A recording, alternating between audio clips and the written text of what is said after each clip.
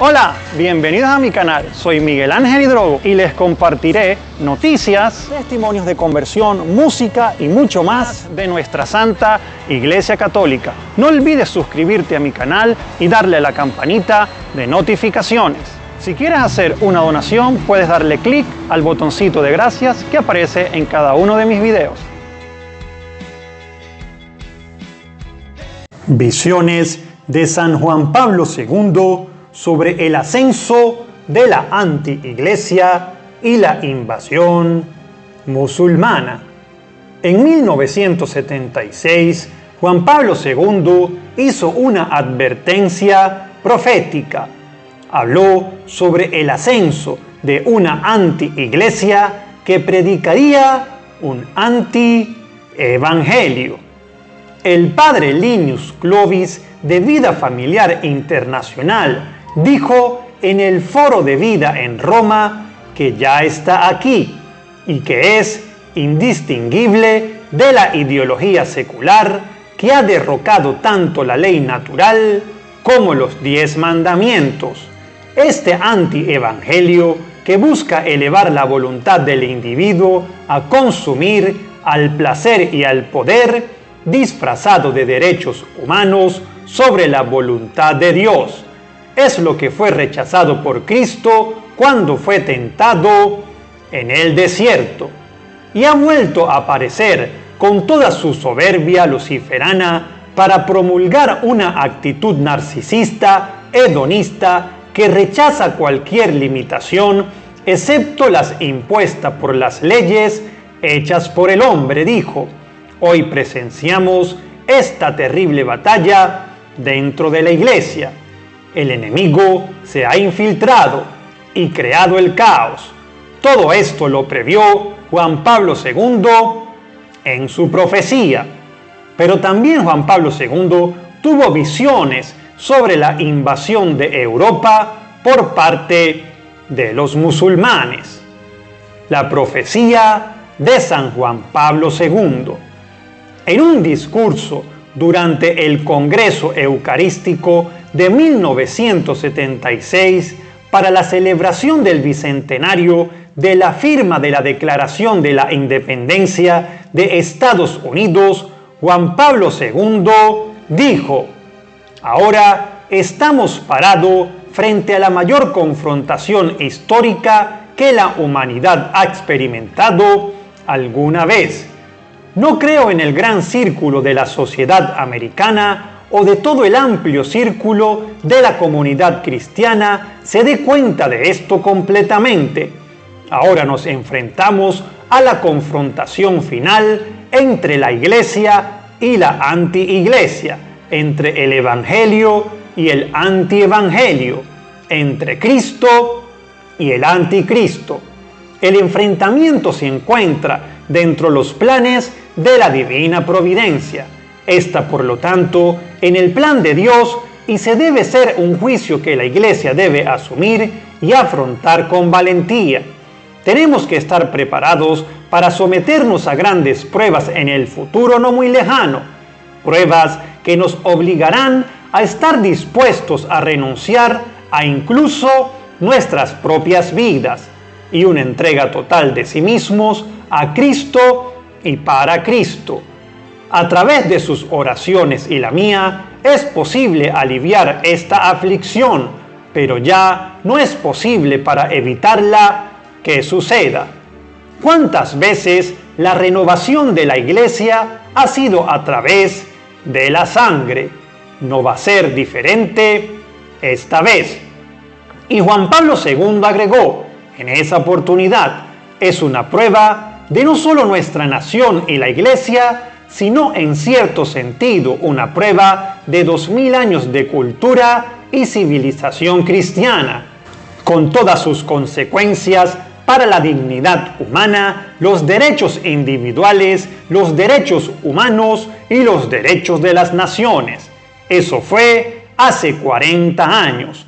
Podemos seguir fingiendo que el mundo no está afectado por algo muy oscuro, que no hay nada sobrenatural por lo cual preocuparnos y tampoco alegrarnos. podemos seguir creyendo que los tiempos presentes no son diferentes que los tiempos de antes, pero Juan Pablo II hace que nuestras negaciones parezcan aún más ridículas, porque cuando nadie lo decía, él ya lo profetizó. Esto ya está aquí desplegado. El padre Clovis dijo claramente en el foro sobre la vida en Roma, organizado por La Voz de la Familia, que si bien el aumento de la anti-iglesia ha estado ocurriendo lentamente, pero de manera constante, durante los últimos años su velocidad ha sido especialmente notable.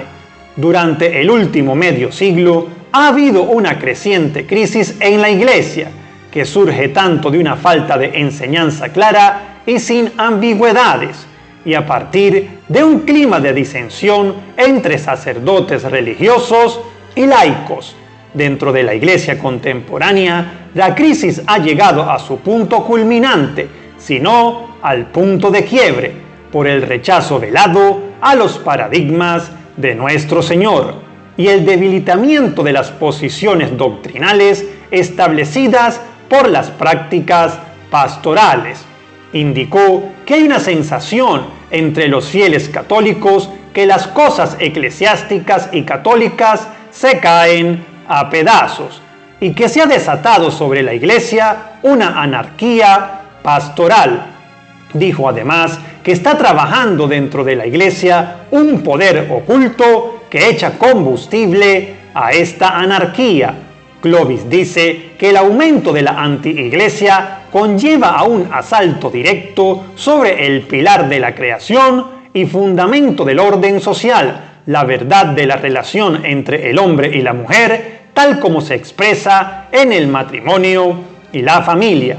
Recordó que la hermana Lucía, una de las videntes de Fátima, dijo al final de su vida que la batalla final entre el Señor y el reino de Satanás se hará sobre el matrimonio y la familia. Es bien sabido que cualquier manipulación de una piedra angular provoca el riesgo del colapso de todo el edificio.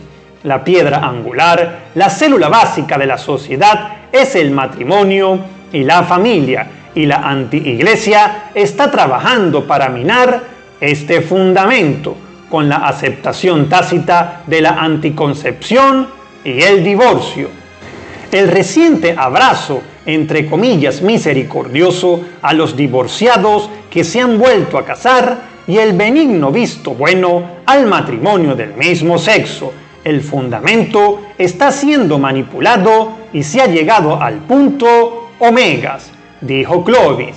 Observó cómo el secularismo ateo que alimenta la anti-iglesia ha estado trabajando para la desaparición de la familia, conducido por el espíritu de la ideología LGTB. Su cara pública es la corrección política y su vestido de domingo es la inclusividad y no juzgar. Advirtió a los católicos cómo la anti-iglesia tratará de engañar a los fieles por haciéndose pasar por la verdadera iglesia, tal como había profetizado Juan Pablo II hace 4 décadas.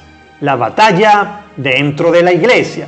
Es evidente que la iglesia católica y la anti-iglesia actualmente coexisten en el mismo espacio sacramental, litúrgico y jurídico. Después de haber hecho más fuerte, ahora está tratando de hacerse pasar por la verdadera iglesia, induciendo o coaccionando a los fieles a ser adherentes, promotores y defensores de una ideología secular.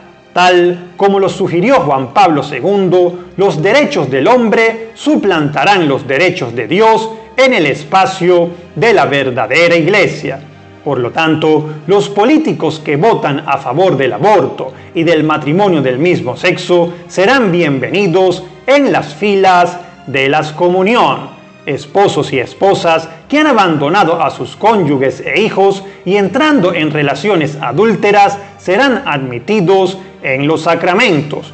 Sacerdotes y teólogos que rechazan públicamente las doctrinas y la moral católica estarán en libertad de ejercer el ministerio, y se extenderá a la disidencia, mientras que los católicos fieles serán marginados, calumniados y desacreditados a cada paso.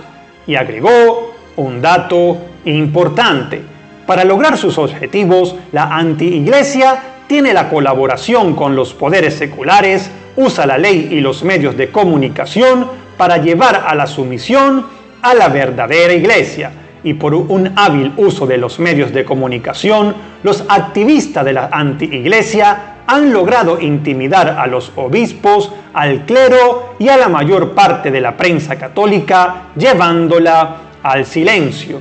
Del mismo modo, los fieles laicos están aterrorizados por el miedo a la hostilidad, el ridículo y el odio que caería sobre ellos en caso de oponerse a la imposición de la ideología LGTB. Y cita un ejemplo muy claro de este proceso.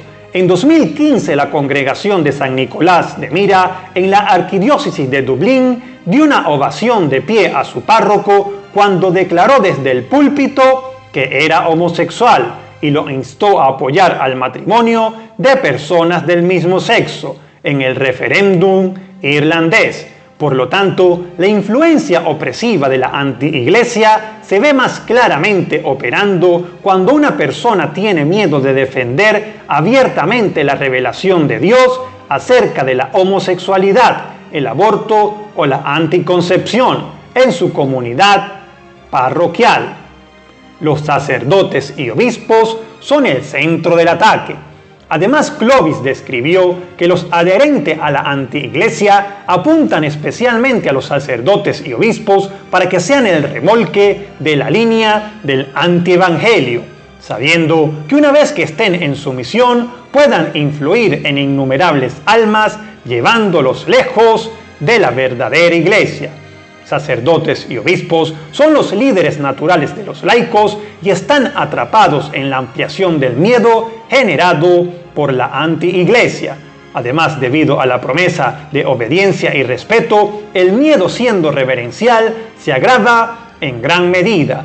Veamos así las filas divididas, su separación de la unidad y su espíritu evangelizador estigmatizado como proselitismo y sin sentido solemne. Además, menciona que los buenos pastores fieles están siendo etiquetados como pequeños monstruos lanzando piedras a los pobres pescadores, o que están tratando de reducir el sacramento de la reconciliación a una cámara de tortura, o que están escondiéndose detrás de las enseñanzas de la iglesia, sentados en la silla de Moisés y juzgado con superioridad y superficialidad. Más aún, los sacerdotes se les dicen que deben una disculpa a los homosexuales. Además, se les llama decidores de oraciones y estigmatizan la asistencia frecuente a misa y confesión, frecuente como un demérito. Clovis llama a la influencia de Francisco dentro de la iglesia una gran y verdadera bendición, puesto que su enseñanza ambigua ha llevado a la antiiglesia a salir de las sombras y a ponerse a la vista de todos los fieles.